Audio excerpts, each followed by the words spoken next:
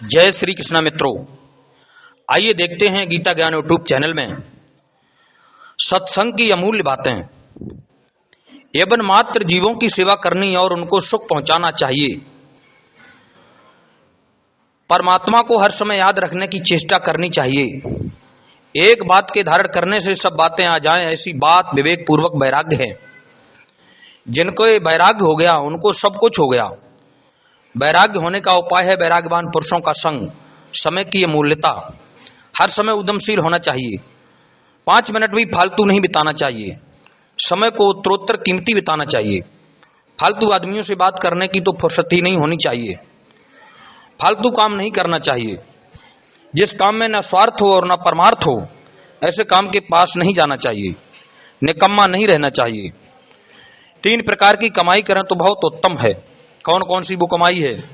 मन से भजन ध्यान, वाणी से सत्य प्रिय वचन, भगवान का जप, शरीर के द्वारा परोपकार। नीचे लिखे अनुसार समय बिताने से जल्दी ही कल्याण हो जाएगा। ये शास्त्रों का निचोड़ और सब बातों का सार है। सहनशील बनना, भारी से भारी आपत्ति को हर्ष के साथ सहें। संकट सहने से मनुष्य पक्का होता है। और एवं मात्र जीवों पर दया करनी चाहिए। निरंतर भगवत चिंतन करना चाहिए। इन तीनों बातों का पालन करने वाला पारस का भी पारस महापारस आनंद मूर्ति बन जाता है। आनंद का सदा व्रत देने वाला बन जाता है। धन्यवाद देने लायक पुरुष कौन होता है संसार में भक्तों?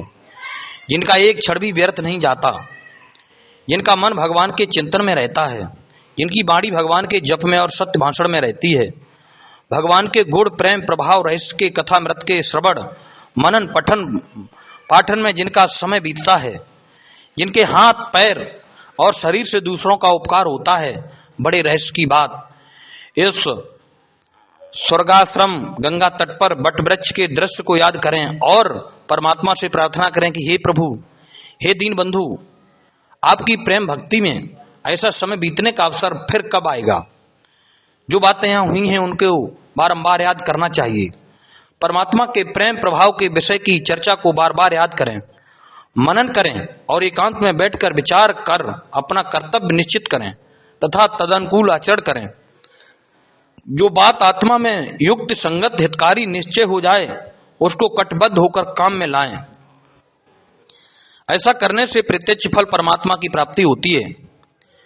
जिन पुरुषों को परमात्मा कोसों दूर मालूम देता था या दिखता ही नहीं था, वही परमात्मा इस प्रकार से साधन से उन्हीं पुरुषों को रोम रोम में पत्तों पत्तों में दिखने लगेगा। संसार दुख में के बदले आनंद में हो जाएगा। भगवत स्वरूप में निष्ठा वाले को परम शांति का साम्राज्य प्राप्त हो जाएगा। चारों तरफ शांति शांति स्थित हो जाएगी। एक बैराग का आश्रय लेने से सारी बातें हस्ता मलकबत प्रत्यक्ष हो जाएंगी। इस मनुष्य जन्म के समय की कीमत के समान देवताओं के समय की कीमत भी नहीं है।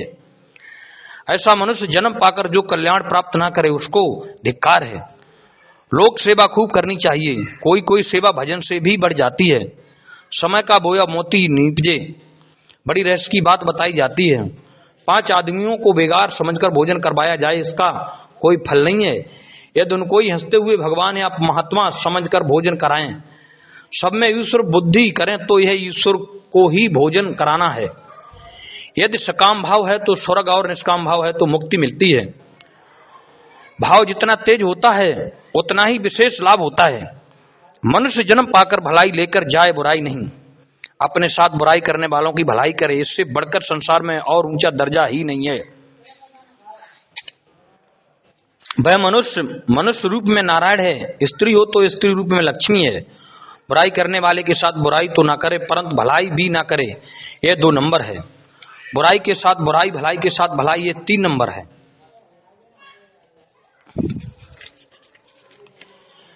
नीच तो है परंतु साधु दृष्टि में तो नीचा ही दर्जा है। ये बात तो पशुओं में भी देखी जाती है। अपनी भलाई करने वाले की भलाई को भूल जाना कृतघ्नता है। भलाई करने वाले के साथ बुराई करने वाले की निष्ठा तो कहीं ही नहीं जा सकती। 2 बातें याद रखनी चाहिए। अपने साथ किसी ने रत्ती मात्र भलाई की हो उसे ना भूलें। अपने से कोई अपराध हो गया हो तो जब तक उसे संतोष ना करा सकें वहां तक याद रखें। दो बातें तुरंत भूल जाएं। अपने साथ किसी ने बुराई की हो उसे भूल जाएं। अपने द्वारा किसी का उपकार किया हुआ हो तो वह भूल जाएं। सबसे बढ़कर बात, अपने समय को उत्तरोत्तर कीमती बनाना चाहिए। मनुष्य जीवन के समय की कीमत जो जान गया वही धन्य है। एक क्षण में परमात्मा की प्राप्ति हो सकती है, वह क्षण अभी हो जाए तो अभी परमात्मा मिल सकते हैं। वह क्षण कैसा है जिसको परमात्मा प्राप्त होता है वही जानता है। वह क्षण हठात मिल सकता है। कोई समय ऐसी शिक्षा की बात हमें मिल जाए जिसमें आ जाए तो एक क्षण में परमात्मा की प्राप्ति हो जाए। किसी क्षण में नाम उच्चारण करते करते ऐसा प्रेम हो जाए तो उसी समय भगवान प्रकट हो जाएं। उस प्रेम के लिए भगवान से प्रार्थना करनी चाहिए और भगवान के आगे रोना चाहिए। प्रेम परमात्मा की दया से ही होता है। परमात्मा की कितनी दया है कि हम लोगों की वृत्ति परमात्मा की तरफ जाती है। व्यवहारिक अमूल्य उपदेश, किसी के लड़का ना हो तो गोद ना लें। यदि नाम चलाने का उद्देश्य है तो विचार चाहिए कि हम लोगों की 3-4 पीढ़ी पूर्व का नाम कोई नहीं लेता। हरे राम मंत्र की 14 माला जपें। नील का कपड़ा न पहने, मील का कपड़ा न पहने, दूसरे पुरुषों की बुरी दृष्टि से न देखें, किसी से लड़ाई ना करें। अपना सर्वस्व भगवान के अर्पण करने से भगवान के सर्वस्व का मालिक हो जाता है। अनन्य प्रेम होने के लिए प्रधान 3 बातें। प्रेमी भगवान को अपने चित्त से कभी ना विसारें। भगवान के मन के अनुकूल चलना, यदि मन की बात ना समझे, भगवान के मन के अनुकूल चलना, यदि मन की बात ना समझ सके तो उनकी आज्ञा के अनुसार चलना। सर्वस्व भगवान के अर्पण करना। अपना मित्र अगर धनी हो तो उसका धन लेने की आशा नहीं करनी चाहिए। इस प्रकार की आशा प्रेम में कलंक लगाने वाली है। प्रेम की रक्षा करने में आप ही हेतु हैं। जैसे महाराज युधिष्ठिर अपने धर्म का पालन अपने आप ही करते थे, इस प्रकार अपनी इज्जत रखना अपने हाथ ही है। मेरे से जो प्रेम करे भाई मुझे प्रिय है, मेरे से जिसका जितना वह प्रेम है वह मुझे उतना ही प्रिय है। यह भगवान का वचन है। ये यथा मां प्रवधन्ते तस्ताथैव भजाम्यहम्।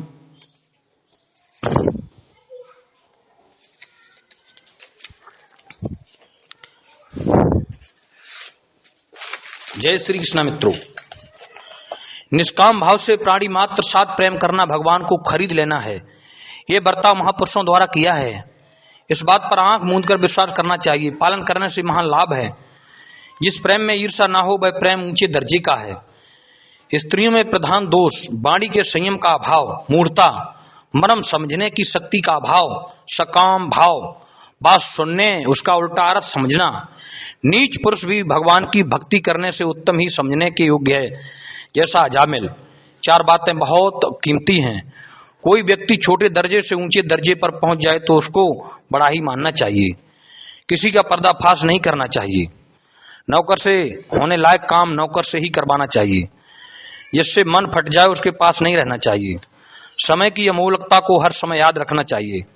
मन लगाकर भजन और शास्त्र का अभ्यास करने से जितना लाभ 1 वर्ष में होता है उतना लाभ बिना मन के करने से 100 वर्ष में भी नहीं होता। 2 बातों से परमात्मा की प्राप्ति नहीं होती। एक तो साधन ना करने से, दूसरा युक्ति नहीं जानने से। भगवान के भजन से के समान पाप का नाश करने वाली संसार में कोई वस्तु नहीं है। भगवान के एक नाम की इतनी सामर्थ्य है कि संपूर्ण पापों को नष्ट कर सकता है। मन लगाकर भजन ध्यान सत्संग करने के लिए मन से हरदम लड़ाई करता रहे और मन को समझाता रहे कि ऐसी अवस्था में तेरी मृत्यु हो जाएगी तो तेरा क्या दशा होगी। ज्यादा लाभ हो ऐसे काम में समय बिताना चाहिए। सबसे ऊंचा काम यह है।